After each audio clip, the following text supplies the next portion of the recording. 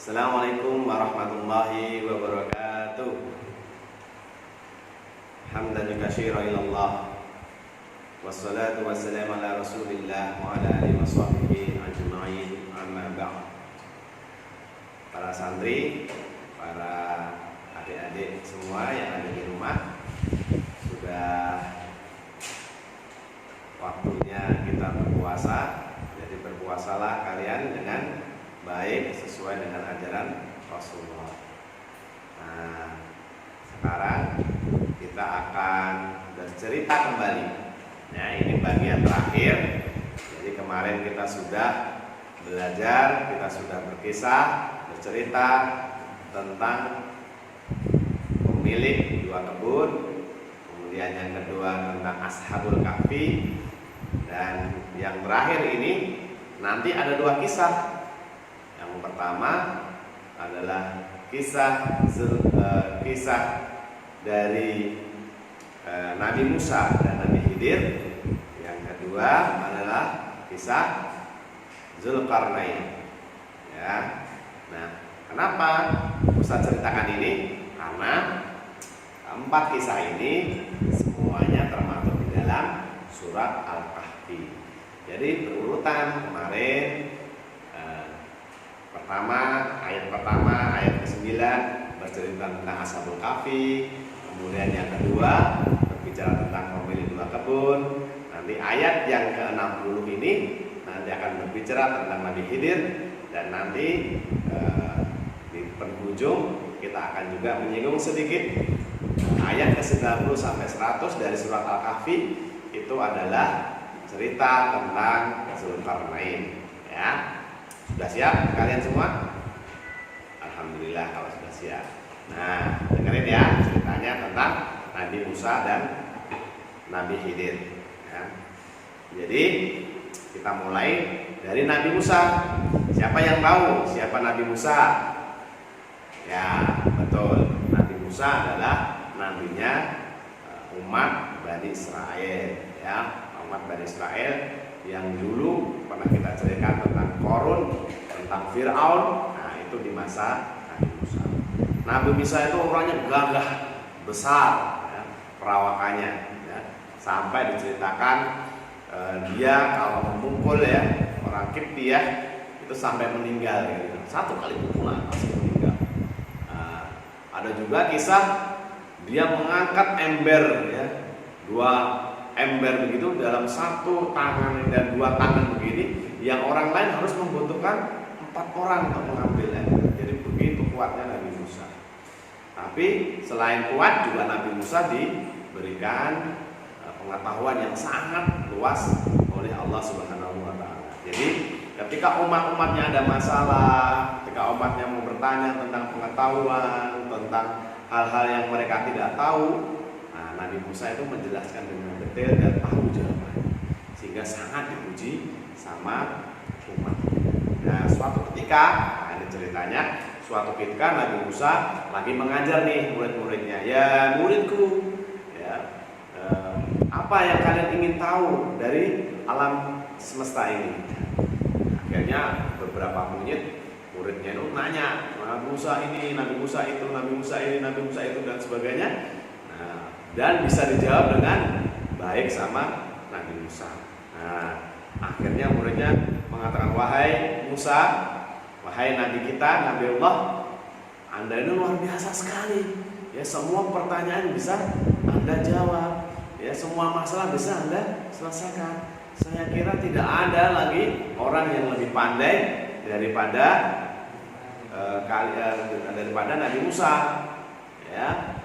Terus akhirnya Nabi Musa berpikir sejenak, akhirnya berkata, oh iya, mungkin sayalah yang terpandai di muka bumi ini. Tidak terasa ucapannya itu, dia lupa mengucapkan asma Allah di situ. Ya, tidak terasa ucapannya ini bergetarlah, ya, bergetarlah dada Musa, badannya Musa, karena ucapan ini didengar sama Allah, sehingga langsung ditegur sama Allah. Seperti ketika Rasulullah, ya, Nabi Muhammad kita itu ditegur sama Allah, tahu-tahu diam, ya. Muridnya juga bingung loh. Ini tahu-tahu ketika saya mengucapkan ini, Nabi Musa mengucapkan ini, kenapa langsung diam?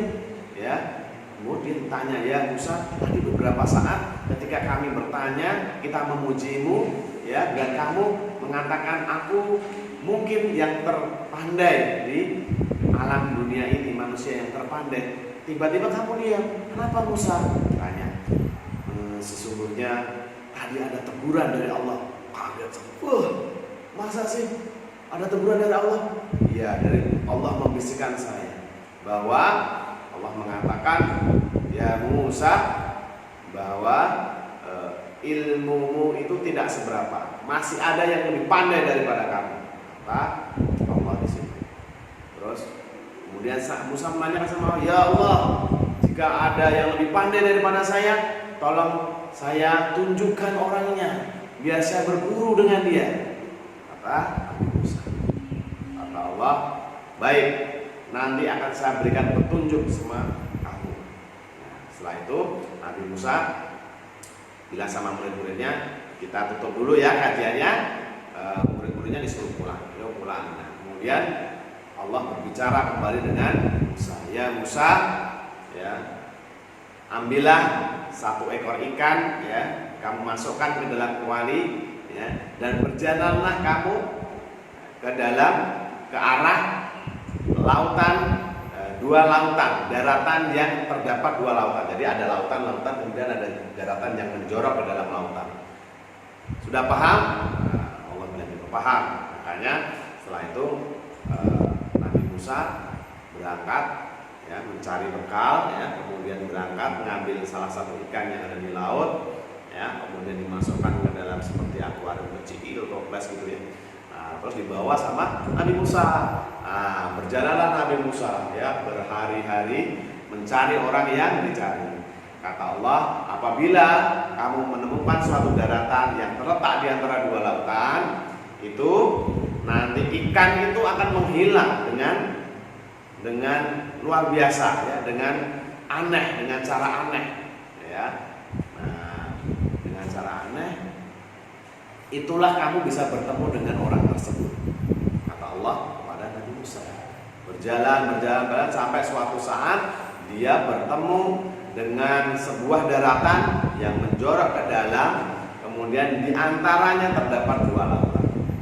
Nah, akhirnya Nabi Musa gitu, oh mungkin di sini mungkin ya. Coba deh, aku nanti istirahat dulu deh di sini. Nah, akhirnya Nabi Musa istirahat, merebahkan diri di sini. Nah, ketika Nabi Musa merebahkan diri itu secara tidak sengaja, ya, Nabi Musa melihat ikan itu melompat, ya, melompat ke dalam lautan. Jadi dengan dia melompat ke darat, kemudian menggelepar, dia berjalan menuju ke lautan. Wow, luar biasa, ikan bisa berjalan, ya. Nabi Musa juga sangat terkejut. Itu kekuasaan Allah. Allah bisa menjalankan apapun, ya. Nah, akhirnya Nabi Musa melihat itu, ikan itu berjalan ke lautan dan menghilang. Gitu. Nah, akhirnya di situ Nabi Musa berpikir, mungkin inilah tempatnya ketemu dengan orang yang dijanjikan. Nabi Musa iri ke sana, ya, melihat ke sana ke atas, kok nggak ada orang, ya. Akhirnya dia berjalan ke sebuah pantai, juga nggak ada orang.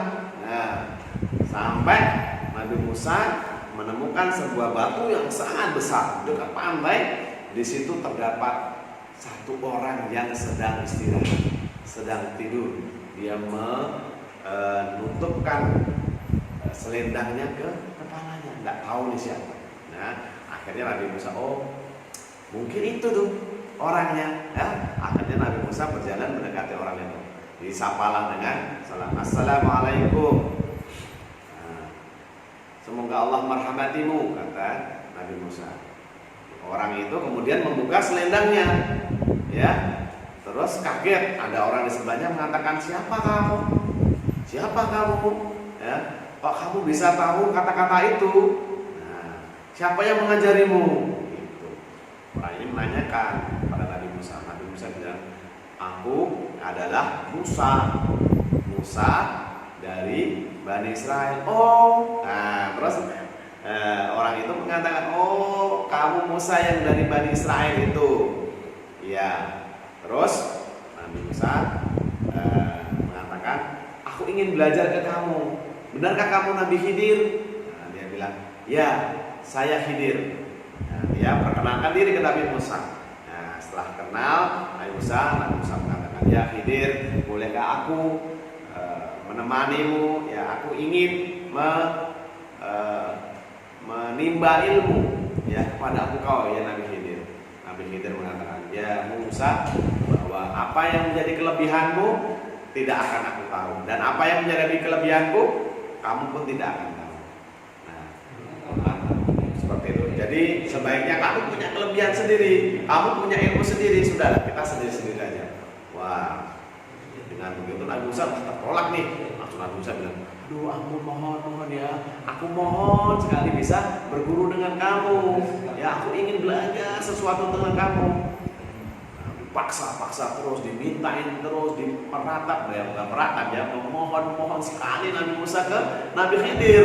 Nah, Nabi Khidir bilang, ya namanya Nabi ya, contoh hatinya, ya sudah, saya izinkan kamu untuk mengikutiku, tapi harus dengan satu syarat. Wah, alhamdulillah, kata Nabi Musa bilang begitu. Akhirnya mengatakan, ya Khidir, apa syarat itu? Nabi Khidir bilang, oke, kamu boleh ikut sama saya, tetapi syaratnya satu. Apa yang aku lakukan nanti, kamu tidak boleh bertanya sebelum nanti aku menjelaskan semuanya di akhirnya. Cuman itu, kata Nabi Musa. Ya, cuman itu, kata Nabi Khidir. Nabi Musa, kalau cuma nggak bertanya saja, saya insya Allah bisa. Ya, itu syarat yang mudah. Cuman satu syarat? Iya, satu syarat. Wow. Nabi Musa, oke, saya setuju. Betul, kamu bisa? Bisa, kata Nabi Musa. Wow. Akhirnya disepakatilah Nabi Khidir sama Nabi Musa untuk berjalan bersama. Nah, mereka menyusuri pantai, ya, pantai. Jadi mereka kan ketemunya di antara dua lautan, gitu ya. Kemudian menyusuri pantai dua orang itu, dan Nabi Khidir di menyusuri pantai itu melihat ada perahu itu ada orangnya di dalamnya. Dia berniat Nabi Khidirnya untuk menyeberang ke lautan yang sebelahnya.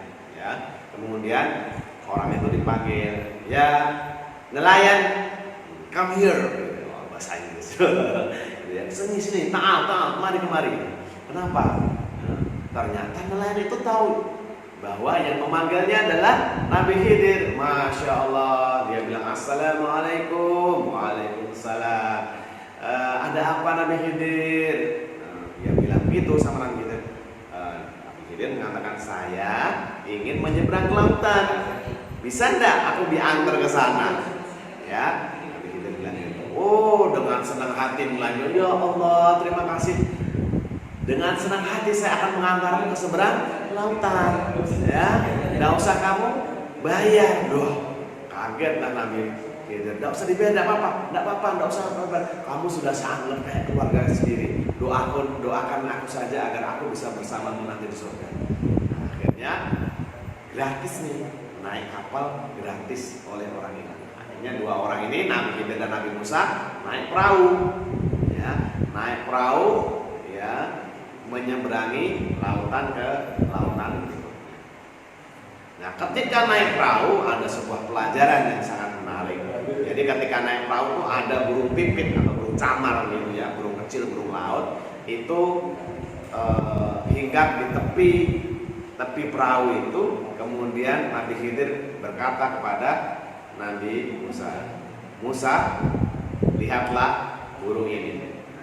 Kebetulan burung itu setelah hinggap di perahu minum beberapa teguk air laut. Dicelupkannya paruhnya, dicelupkanlah paruhnya beberapa teguk saja. Nah, Nabi Khidir mengatakan, Musa, inilah ibarat ilmu kita dengan ilmu Allah. Ilmu Allah itu ada lautan, ilmu kita itu ada yang di paruhnya burung itu. Jadi sangat kecil. Semuanya adalah milik Allah, bukan milik kita. Kepandaian, ya, kepintaran, kefahaman itu milik Allah, bukan milik kita. Ya, hanya Allah menganugerahkan sedikit saja ilmunya ke ilmu kita. Nah, akhirnya Nabi Musa montak mantuk. berjalanlah terus ya sambil mereka mungkin ngobrol gitu ya sampai mau mendekati daratan. Ya, nelayan itu mengatakan, wah bentar lagi nih daratan mau sampai. Ya. Oh iya. Tidak tahu kenapa Nabi Khidir tadi melubangi beberapa bagian kapal dan mematahkan beberapa kain yang ada di atas kapal, ya perahu, ya, akhirnya jadi rusak. Ya, melihat itu bingung Nabi Musa, wow, kamu tuh mau ngolongin ini, nanti kita bisa tenggelam, kamu mematahkan ini nanti kita nggak bisa bergerak. Langsung bingung Nabi Musa, jangan dilubangi, nanti kita bisa tenggelam, kita bisa rusak, ya kapal ini bisa rusak. Ya, tapi nelayan tadi juga percaya betul dengan Nabi Khidir, dibiarkanlah Nabi Khidir. Tapi Nabi Musa bingung, dia ditutupin dengan tangan dia di sebelah sini dengan kakinya gitu ya, sampai begitunya. Lah Nabi Khidir bilang, lah kan kamu sudah janji sama saya Musa, kamu tidak akan bertanya. Nah kamu bertanya, kamu melanggar janjimu loh Musa. Ingat janjinya Musa. Ya akhirnya Nabi Musa mengatakan, ya Allah, astagfirullah, maafkan aku Nabi Khidir, aku khilaf, aku lupa dengan janjiku, mohon maaf, aku gak akan mengulangi lagi. Ya, mohon dimaafkan, aku tidak akan bertanya lagi kepada kamu. Ya, akhirnya mereka dengan perahu yang bocor, yang airnya nggak bocor banget itu, tapi bocor ada air tumpah masuk ke dalam perahu dan beberapa tiangnya juga patah. Sampailah mereka ke daratan. Sampai walaupun dengan lambat ya, karena ada kebocoran tadi, sampailah ke daratan ya, dengan perahu yang rusak. Kemudian Nabi Khidir berpamitan dengan nelayan itu dan mendoakan akan mendapatkan keberkahan. Nelayan itu nggak marah karena tahu dia itu nabi yang soleh, ya pasti ada hikmah di baliknya. Ya, kemudian berjalanlah setelah dari daratan itu turunlah mereka ke pantai dan berjalan beberapa saat. Ya, setelah mereka berjalan dilihatnya beberapa orang anak kecil main di pantai, beberapa anak kecil. Ya, anak-anak yang baru mungkin usia SD, ya mungkin usia SMP juga, wallahu a'lam. Ya, dipanggillah, ya dia melihat melewati situ, dipanggillah anak itu, ya. Tak taunya ya ketika dipanggil ya panggil sama Nabi Khidir, ya ulam ta'al, mari come here ya. Terus akhirnya ada anak itu datang, tak taunya Nabi Khidir sudah menyiapkan sebuah pisau ya, ditusukkanlah ke anak itu, akhirnya meninggal. Tambah heran lagi musuh, wah marah ini orang tidak beradab sekali. Ya, Nabi Musa marah sekali. Kamu tuh tadi sudah melubangi, sekarang kamu membunuh anak kecil ini yang tidak berdosa, ya, yang tidak punya salah sama kamu, ketemuannya baru sekali kamu bunuh, gimana ini? Namanya orang juga baru kali ketemu langsung dibunuh, marah sekali. Kamu memang orang-orang benar-benar gak punya perasaan benar-benar. Ya, Nabi Khidir tersenyum. Ya, tersenyum dengan kemarahan dan penolakan keras dengan Nabi Musa, keras sekali karena membunuh orang ini. Ya, sedangkan Nabi Musa aja menyelamatkan kaumnya yang banyak begitu ya. Nah, ini dibunuh anak kecil lagi. Ya. Akhirnya Nabi Khidir senyum. Nah, perkataan tadi, pertanyaan tadi adalah perpisahan kita. Jadi kan kamu sudah tak ingatin, jangan bertanya dulu sebelum saya jelaskan. Nah, kamu sudah bertanya. Wah, tersentak Nabi Musa. Iya, kenapa usahanya? Terus akhirnya memohon lagi sama Nabi Khidir. Ya Nabi Khidir, mohon sekali, tadi aku benar khilaf. Mohon sekali lagi, ya berikan aku kesempatan sekali lagi. Ya, dia langsung berjanji macam wallahi, nanti seandainya saya sekali lagi bertanya lagi sama kamu tentang apa yang kamu lakukan, saya akan berhenti mengikuti. Nabi Khidir sesuatu, oke, tak dikasih kesempatan lagi ya, janji ya, cius. Nabi Musa bilang gitu, oke, cius ya, ini langsung berangkatlah mereka oke, dikasih kesempatan yang kedua kali. Nah, sudah, akhirnya mereka masuk dari pantai, masuk ke dalam kota tersebut, ya ke desa tersebut. Nah di desa itu mereka itu kan kehabisan bekal karena di dalam perjalanan ke laut itu tadi mereka itu kan minum makan ya karena agak jauh nih lautnya. Nah masuk ke desa kehabisan bekal. Akhirnya mereka memutuskan untuk mencari bekal di desa tersebut. Nah di desa tersebut ya mereka mengunjungi beberapa orang ya orang-orang laki-laki meminta bantuan. Nabi Khidir mengatakan ya para penduduk desa ini kami adalah musafir, kita itu kehabisan bekal, kita butuh untuk istirahat sama makan, sedikit makan. Bisa nggak kalian menyediakan makanan untuk kami?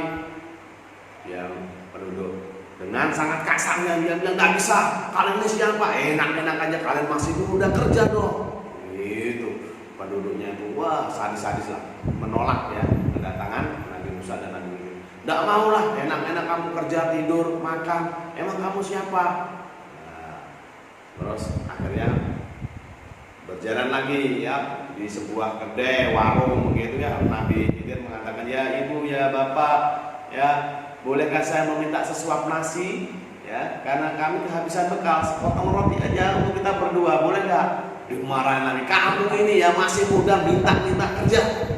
Wah, ibunya galak banget ya pemilik warung sama bapaknya ini ya. Akhirnya dengan sedih hati, ya Allah kenapa orang-orang kampung ini tidak menjamu mereka gitu ya.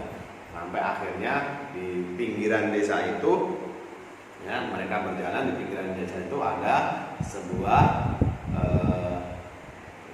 gubuk ya, mungkin gedung atau gubuk lah ya, gubuk ya nggak sampai gedung yang mau roboh ya. Jadi tiang-tiangnya sudah lapuk, kemudian sudah lobang-lobang ya dindingnya ya. Kemudian tidak dengan perintah apapun Nabi Khidir kemudian mengambil beberapa kayu, menggergajinya, kemudian memakunya ya, menyangganya, kemudian memperbaiki rumah yang mau roboh itu, gubuk yang mau roboh itu ya. Nabi Musa heran, ini ngapain orang ini ya, kenapa dia harus membangun gedung padahal kita itu masih butuh uang dan butuh makan ya. Terus Nabi Musa nanya, ya Khidir, ya Nabi Khidir, seandainya kamu mengambil upah dari yang kamu kerjakan ini, ya kalau membangun rumah itu kan dibayar ya. Kalau menembel atau merenovasi rumah kan harus dibayar. Nah ketika itu ditanya sama Musa, kamu nggak ngambil upah nih, nggak ngambil bayaran? Dia bilang sama Nabi Khidir. Nabi Khidir bilang, oh enggak, saya nggak ngambil bayaran ya, biar rumah ini berdiri bagus. Heran lagi Nabi Musa, wah lah ini orang kita ini butuh sekali makan, kita butuh sekali tempat tinggal, kenapa kamu bangun tidak minta uang? Uang itu kan bisa beli makanan, beli roti dan sebagainya ya. Akhirnya dia bilang, pertanyaanmu itu ya Musa adalah akhir dari perpisahan. Kemudian Nabi Khidir duduk ya, kemudian dipanggillah Nabi Musa, ya Musa, aku akan jelaskan kenapa aku lakukan dari 3 hal tadi ya. Akhirnya Nabi Khidir menjelaskan ya, yang pertama yang tentang perahu tadi, yang dilubangi tadi, yang dipatahin tiang-tiangnya tadi. Nabi Khidir mengatakan itu adalah milik orang yang miskin ya, dia bukan saudagar kaya. Nah di ujung perahu itu nanti ada orang-orang pembajak ya, orang bajak laut ya, penguasa di situ suka dengan perahu-perahu. Jadi dia nanti berjalan di pantai-pantai itu, kalau ada perahu diambilnya perahu itu. Nah kalau perahu diambil ini, lah terus penghidupan nelayan ini dengan apa? Padahal perahu itu harganya mahal. Makanya saya rusak sedikit, saya patahkan sedikit, biar bajak laut itu, penguasa itu tidak tertarik. Ngapain ngambil perahu yang sudah rusak, sehingga perahu itu nanti bisa ditembel dan masih bisa dijadikan penghidupan buat nelayan. Nabi Musa mohon rahmat. Ternyata itu. Nah, yang kedua, Nabi Musa dulu. Terus yang kedua gimana? Oh, kamu bunuh orang itu. Nah, anak itu kenapa? Karena berdosa sama sekali. Kemudian Nabi Khidir menceritakan menceritakan bahwa saya diilhami oleh Allah, diberitahukan ilmu sama Allah bahwa anak ini adalah anak yang durhaka dengan orang tuanya. Dia sangat kejam ya, dengan tidak hanya teman-temannya, dengan orang tuanya. Ya, dikhawatirkan nanti ketika besar dia akan menyuruh orang tuanya ke dalam kemusyrikan. Jadi dia sudah syirik ya, nanti besarnya akan jadi syirik dan nanti memerintahkan orang tuanya untuk menjadi syirik, padahal anak itu orang tuanya sekarang anak orang yang soleh ya. Jadi Nabi Khidir membunuh anak itu dengan harapan bahwa anak itu tidak akan menjadikan orang tuanya itu menjadi ahlun neraka atau syirik, dan dia berdoa pada Allah setelah membunuh akan mengganti anak-anaknya itu dengan anak-anak yang soleh.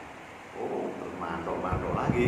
Oh gitu. Nabi Musa, bayangin ya, Nabi Musa sampai tertegun gitu. Nah, terus diceritakan kembali yang ketiga. Yang ketiga, Nabi Musa, kenapa kamu mendirikan bangunan? Ya, padahal bangunan ini kalau misalnya kita bisa minta upah, bisa buat makan. Ya, Nabi Musa bertanya gitu terhadap Nabi Khidir. Nah, Nabi Khidir menjelaskan bahwa bangunan ini adalah milik anak yatim piatu. 2 anak yatim piatu ada di dalamnya. Dan di dalam rumah itu, di bawahnya itu terdapat harta warisan ya, yang sangat banyak untuk kedua anak itu dari orang tuanya. Anak itu masih kecil, tidak tahu, takutnya nanti ada orang yang merampas atau merubuhkan sehingga menemukan harta itu, sehingga tidak jadi untuk anak yatim itu. Dan anak yatim itu nanti kalau sudah besar yang akhirnya akan mewarisi harta itu. Oh, begitu. Nah, Nabi Musa baru ngeh semua ya, baru tahu semua. Oh, begitu. Terus akhir dari kata Nabi Khidir katakan, ini adalah perpisahan kita ya Musa, ketahuilah bahwa tidak ada di dunia ini adalah orang yang lebih pandai daripada orang lain. Orang lain diberikan setiap ilmu Allah, sedikit saja dari ilmu Allah itu dibagi-bagi. Jadi ilmu Allah itu dibagi-bagi. Ada yang pintar fisika, ada yang pintar agama, ada yang pintar mungkin ilmu pengetahuan alam dan sebagainya, bahasa dan sebagainya. Nah, itu agar manusia itu paham bahwa tidak ada yang lebih pandai daripada manusia yang lain, dan yang maha pandai adalah Allah Subhanahu wa Ta'ala. Ya, tuh, jadi simpulan dari cerita pertemuan Nabi Musa dengan Nabi Khidir adalah yang pertama yang kalian masih ingat adalah satu, menjadi orang yang pandai, orang yang pintar, orang yang kaya itu bukanlah suatu kelebihan yang harus disombongkan ya, karena di atas langit masih ada langit, di atas langit masih ada langit. Artinya setiap orang itu punya kelebihan tersendiri-sendiri. Jadi hargailah kelebihan dan bersyukurlah terhadap kelebihan yang diberikan oleh Allah Subhanahu wa Ta'ala. Yang kedua, kalau belajar ilmu harus istiqomah, harus punya adab. Jadi ketika ada aturan yang mewajibkan kita untuk tidak bertanya atau mewajibkan kita untuk selalu mendengarkan, dengarkanlah dengan baik. Ya, jadi istiqomah dan ikutilah adab dari ilmu pengetahuan tersebut. Yang ketiga adalah jika kalian itu mencari ilmu, entah itu ilmu agama, ilmu pengetahuan, bersabarlah. Karena setiap ilmu itu diwajibkan oleh seorang muslim. Talabul ilmi ala fardhah, ya, diwajibkan oleh setiap muslim untuk mencari ilmu, wasabru, dan bersabarlah. Ya. Nah, itu sepenggal dari Nabi Musa. Ya. Adik-adik atau para santri bisa melihat atau membaca kisah tersebut dalam surat Al-Kahfi lanjutannya di ayat 60 sampai 80. Di situ termuat semua pelajaran yang kita bisa pakai. Kemudian yang terakhir kisah dari surat Al-Kahfi. Jadi ada 4 ya surat kisahnya, Ustaz sudah ceritakan. Yang keempat adalah tentang Zulkarnain. Zulkarnain, Zul pemilik pemilik Qarnain. Orj itu adalah tanduk, pemilik dua tanduk. Ya, kenapa memilih dua tanduk? Apakah ada ini sungguhnya gini? Enggak, ya. Zulkarnain artinya tanduknya itu karena ini raja. Ya, raja yang mempunyai dan dianugerahi Allah itu dua kekuasaan yang luar biasa. Dia menguasai daerah barat dan timur. Ya. Nah, suatu hari raja ini sangat hebat sekali. Zulkarnain itu sangat hebat sekali, luar biasa. Dia gagah, tentara perangnya juga kuat, ya, luar biasa. Ya, dia ingin berjalan menegakkan syariat Islam karena dia itu adalah pewaris Nabi. Ya, ada yang bilang bahwa dia Zulkarnain adalah Nabi. Ya, karena dia diwahyukan langsung oleh Allah. Ya, dia berjalan ke pasukannya ke arah timur. Ya, di ke arah barat, di mana matahari tenggelam. Ya, dia berjalan semua dengan pasukannya, ya, yang hebat-hebat, yang besar-besar, yang gagah-gagah, arah barat. Ya. Setiap kali ditemui suatu daerah, ditanyain siapa yang enggak tunduk kepada Allah. Ya. Allah memberikan keleluasaan kepada Zulkarnain. Kalau kamu menemukan orang kafir, silahkan. Kamu mau penggal, kamu mau siksa, kamu mau hukum, terserah. Tapi kalau Islam, berikanlah kedamaian, berikanlah kesejahteraan. Nah, dia berjalan nih dari istananya, ya, di tengah-tengah itu berjalan ke arah timur, ya, sampai di suatu saat, ya, dia melihat, ya, suatu kaum yang kaum itu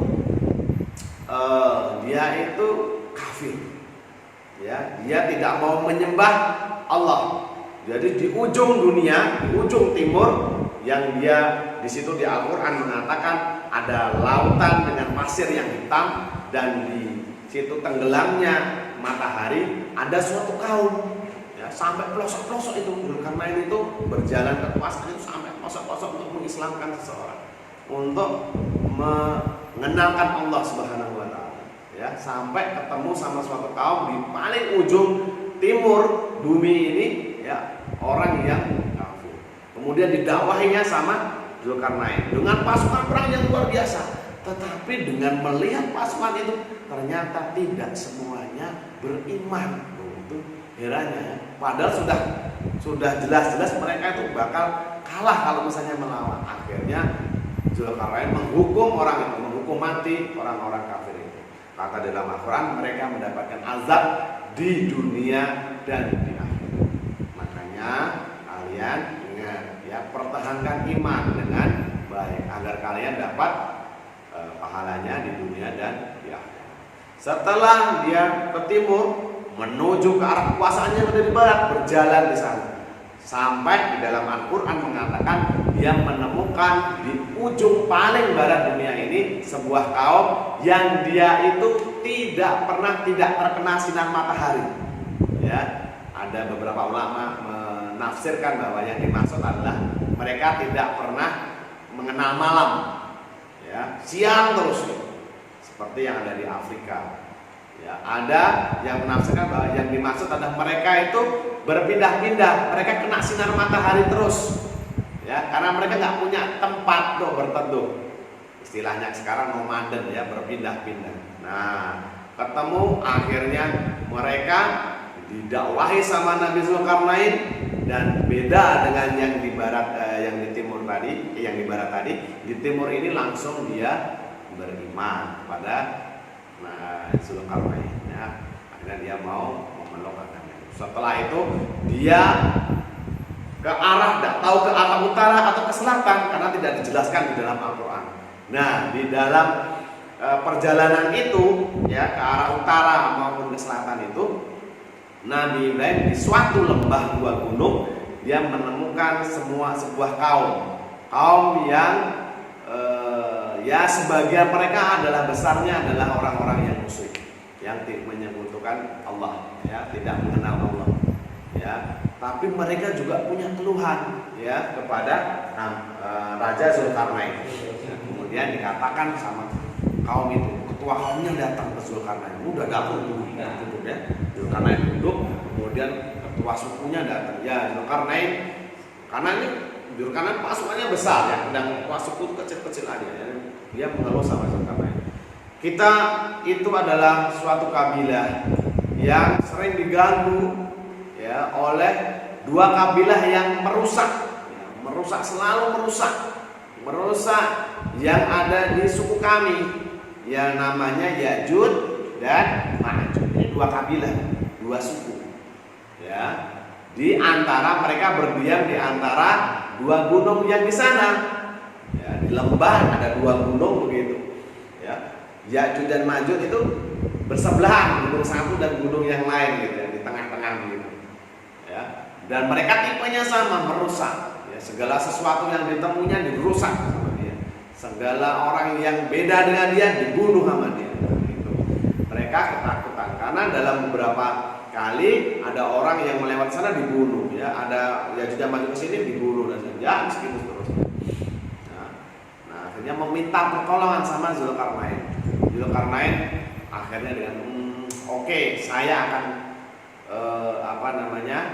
membantu kamu ya, akan memisahkan kamu sehingga mereka nggak akan bisa masuk ke area kamu, ke daerah atau suku kamu ya.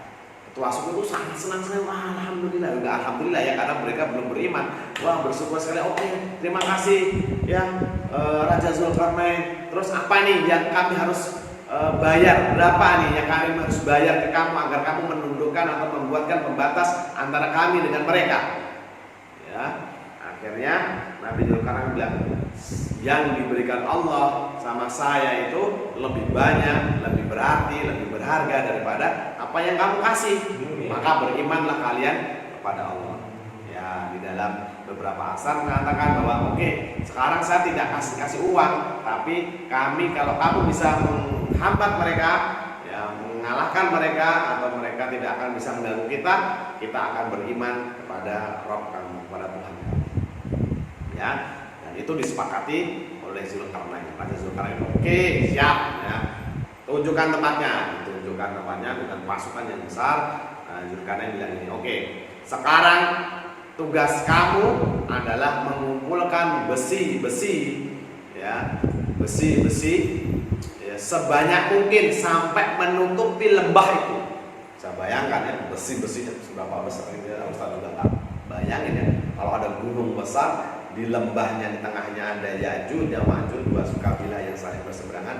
Kemudian di samping gunung itu ditutup sama besi yang tingginya itu sebesar gunung itu juga. Bisa bayangkan besinya itu berapa ton banyaknya itu kan atas ya.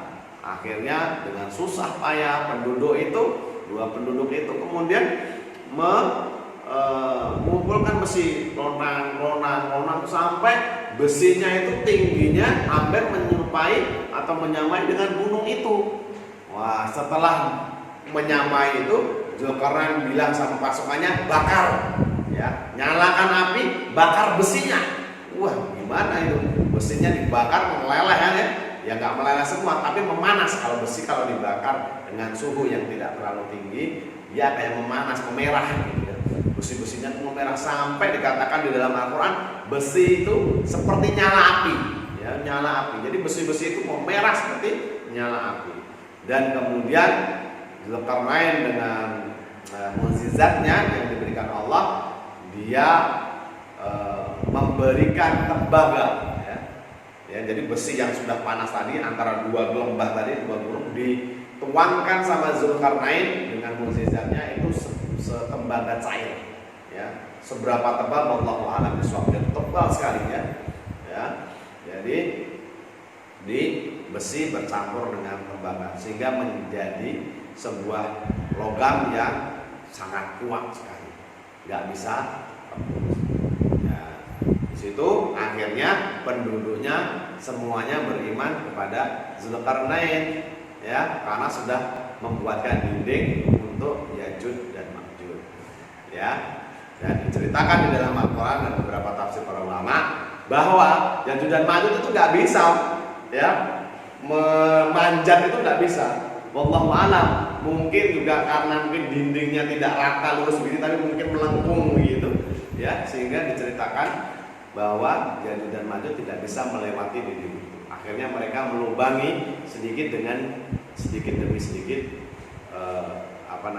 dinding tersebut. Dan dikatakan itu adalah salah satu tanda dari hari kiamat nanti adalah keluarnya Ya'juj dan Ma'juj, ya, setelah lubang itu berhasil untuk dilubang. Jadi Zulkarnain sudah membuat dinding untuk Ya'juj dan Ma'juj, dan nanti di hari kiamat dinding tersebut akan berlubang, ya, selubang Ya'juj dan Ma'juj bisa keluar. Ya, tentu saja yang bisa kita petik daripada Zulkarnain ini adalah bahwa kita harus selalu menjaga keimanan kita, ya. Kita harus bisa selalu memberikan yang terbaik buat orang lain. Yang kedua adalah ingat bahwa Ya'juj dan Ma'juj adalah suatu peristiwa yang nanti merupakan tanda hari akhir, sehingga kita harus sebagai orang-orang yang beriman harus mempercayainya dan menjadikan pemicu buat kita agar kita beribadah lebih baik lagi kepada Allah, sehingga kita dapat atau tidak mendapati Ya'juj dan Ma'juj nanti di hari kiamat. Itu ya, dua kisah dari Ustadz Aris untuk kalian. Berarti ini sudah penutupan tentang kisah-kisah di dalam surat Al-Kahfi. Ada 4 ya yang sudah Ustadz Aris sebutkan.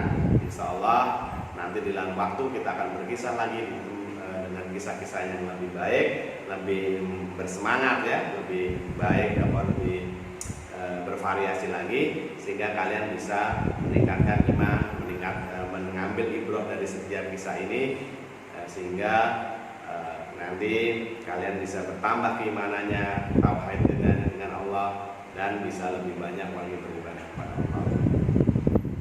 Itu. Terakhir Ustadz Aris punya kuis ya buat kalian, ya. Jadi siapa yang bisa menjawab nanti dikirimkan ke wali kelasnya, boleh, ya, atau ke ustadz yang lain, bisa diwakilkan, misalnya Ustadz Azza atau Ustadz Fatoni, ya, boleh, ya. Ada 2 pertanyaan yang Ustadz mau berikan, silahkan dijawab nanti di WA ke ustadz tersebut. Boleh ke wali kelas atau boleh ke Ustadz atau kepala sekolah, Pak Fatoni atau Bu Yanti atau Pak Arif, ya. Yang pertama adalah sebutkan, ya, manfaat dari kita belajar kisah-kisah yang sudah ditentukan atau yang sudah dibicarakan, diceritakan oleh Arif di dalam surat Al-Kahfi. Yang pertama, jadi ibrah apa yang bisa kita dapat dari surat Al-Kahfi, dari 4 kisah yang sudah diceritakan sama Ustadz Aris. Yang kedua, ya, adalah dari keempat cerita itu apa yang menurutmu paling menarik? Ya, sebutkan salah satu dan alasannya kenapa. Ya, saya kira itu dari Ustadz Aris. Ya, apabila selama 3 sesi ini dalam melakukan berkisah dengan surat Al-Kahfi ada yang kurang, ya, ada yang masih belum pas, ya, mohon dimaafkan dengan sangat. Ya, kekurangan dari Ustadz Aris dan kelebihannya tentunya hanya milik Allah Subhanahu wa taala. Wallahu a'lam bishawab. Assalamualaikum warahmatullahi wabarakatuh.